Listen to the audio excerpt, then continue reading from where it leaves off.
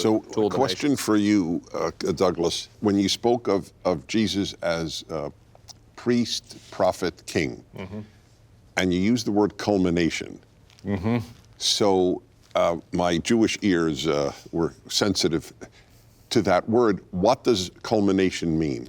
Realization, promise, or end? Yeah. Well, end is a problem for a Jew, obviously, because the Jewish mission or chosenness or reality continues. Just for not even a generation, the sacrifice system ends. The sacrificial system ended with the destruction of the temple. Yeah. That's what Jesus is talking about.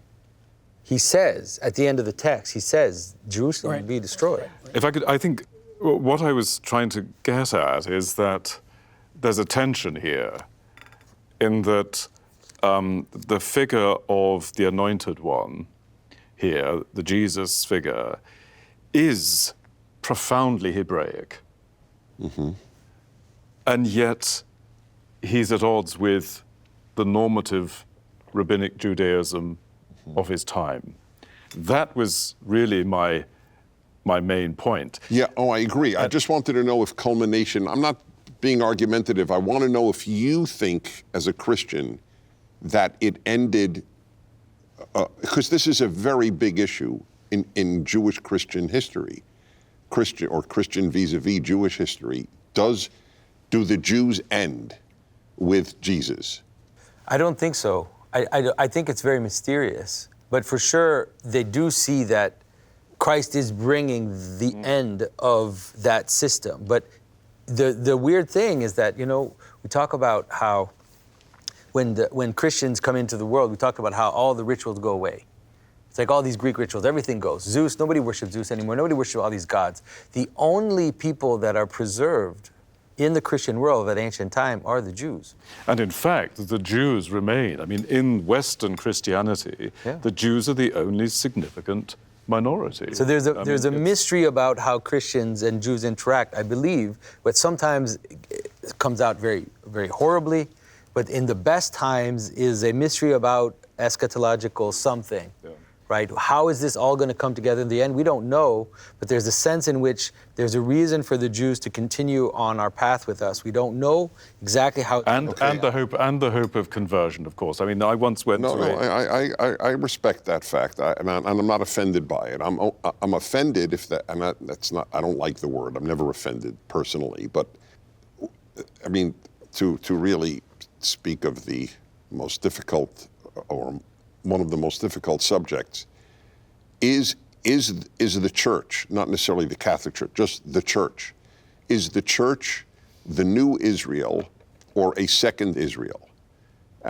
In other words, have the Jews lost the title of Israel? That's the question I'm posing. Christ is a master at using short, mysterious stories. They change the listener who takes them seriously. The person that you do not think could ever be virtuous, well, let me show you. This is the person who is fulfilling the law and the prophets. I don't believe in that promise. I'll just be honest at this point. Then it hit me. I saw it. This Jew is very frightened of a post-Christian society. The power of love. I don't want to be in a Hallmark card, I tell you. We've got our work cut out for us, gentlemen. I sure hope we're up to the task. I'm glad you're answering No, but St. Paul has a very interesting take on this. He says, on the one hand, yes. He does say that. He says the branch has been cut off and this branch has been put in. And then he says, but don't boast of that, my friend, because who's to say if that could not change again? So I do believe that there's a deep sense in which Christians do think that they are the continuation of Israel. It's an imaginative re-envisaging, I would say. They definitely have to be very meek and humble about it and not, for example, take it out on the Jews. May I just add a bit of the imagery here, which I think is significant in relation to this, and that's the image of Jerusalem as feminine. Jerusalem as the mother, and Jerusalem also as the bride. So the king imagery is this rather Jungian, but it's the king entering the city, the feminine, who is both the bride and the mother. And this imagery for the church as the bride is the imagery of the New Jerusalem. And of course, we have that image particularly beautifully in the book of Revelation. So I don't think there's an easy answer to your question, but it is certainly the case that the Christian imaginary is radically dependent on this. It might also have something to do with the unresolved issue of the relationship between, let's say, the individual and the nation. Christianity could be in some ways the triumph of the individual in relationship to God, with the notion that the Jews are called upon to be an exemplary nation still intact. If there's a space, so to speak, for the nation in the kingdom of heaven, that's a way of thinking about it. I mean, we have an idea that comes out of Exodus that the proper cosmic arrangement is subsidiary. So in principle, the nation could be an element of that subsidiary moral structure. Someone has to be the standard bearer for the ideal nation then.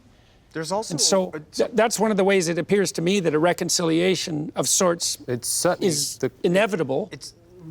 Go, Greg. It just struck me when Douglas was talking about this notion of the feminine or of creation. And so it's very interesting just to use as a microcosm this unlikely exploration that started with you. It started with you with Genesis, right? If you want to put a foundation of a Judeo-Christian ethic back beneath Western civilization, that's one of your stated aims, you can't just start with the Gospels. The process of becoming needs to start with Genesis.